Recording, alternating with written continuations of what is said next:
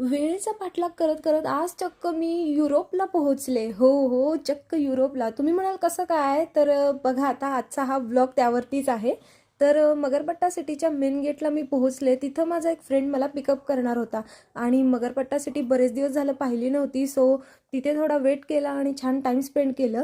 पुणे ना या 4-5 वर्षामध्ये इतकं बदललेलं आहे की काही सांगायला नको. आणि मेट्रोचे लाईन्स खूप जास्त कन्स्ट्रक्शन चालू आहे या साईडला. सो असं ट्रॅफिकमधनं रूट काढत काढत मी पोहोचले स्ट्रीट्स ऑफ युरोपला, म्हणजेच पुण्याचं युरोप. ही जागा इतकी सुंदर आहे ना, तुम्ही कधी आलात तर या जागेला नक्की व्हिजिट करा.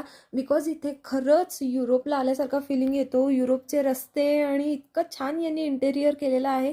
खूपच सुंदर आहे हे मॉल. हिंजेवाडी फेज 1 मध्ये आहे आणि बसनं जाणं इतकं सोपं आहे ना इथे. तर तुम्ही बसनं जाऊ शकता किंवा तुम्ही तुमच्या व्हेकलनं सुद्धा. नंतर माझं एक शूट होतं, ते कम्प्लीट केलं आणि त्यानंतर